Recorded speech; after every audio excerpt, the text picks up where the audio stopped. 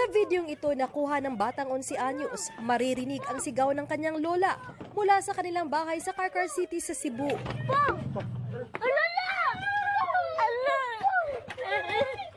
Hindi nakita sa video pero nasusunog na pala noon ang 84 anyos na lola matapos sumanong buhusan ng gasolina at silaban ng ama ng bata.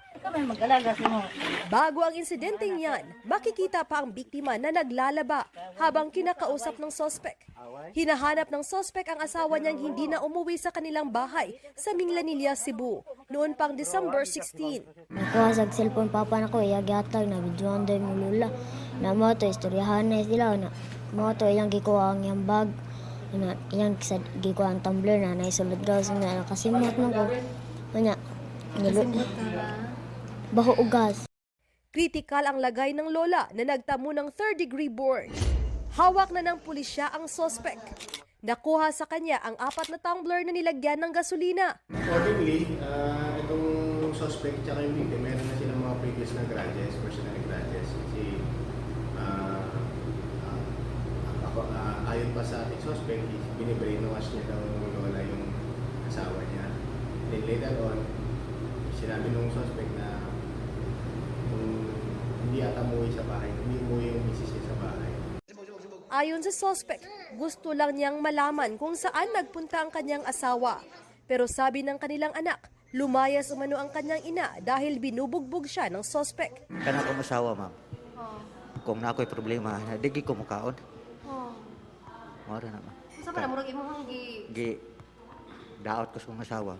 Sinampahan na ng kasong frustrated murder ang suspect. Ako mga isuon nga kuan ko no ang kaso kay si mama ko no kay isod naman sad si mama gudrong git ko alam na siya tubo ang liog. Sa Lapu-Lapu City, pinagtulungang bugbugin ng isang grupo ang isang lalaki. Sinubukang pumagitna ng isang gwardya, pero sa dami ng mga suspect, hindi niya sila nabuwag. Maya-maya, nagpulasan na rin sila. Ligtas ang biktima na nagtamo ng mga saksak sa likuran at paa. Sumuko naman ang 18 anyos na sospek sa alkalde ng lungsod at agad tinukoy ang pagkakakilanlan ng 7 pang sangkot. 5 sa iba pang sospek ay mga minor de edad na nasa kustodya na ng CSWD at nasa home care facility. Ayon sa pulisya, kasamahan ng biktima ang unang lumapit sa grupo ng mga sospek pero ang biktima ang naabutan.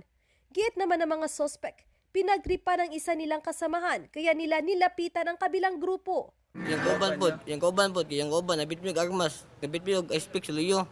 Na-speak niya, mato na bantay mo kauban, mato gihon na nagdunggab. Makaharap sa kasong frustrated murder ang mga sospek. Patuloy ang investigasyon. Para sa GMA Integrated News, ako si Fe Marie Dumabok ng GMA Regional TV. Ang inyong saksi! Mga kapuso, maging una sa saksi. Mag-subscribe sa GMA Integrated News sa YouTube para sa iba't ibang balita.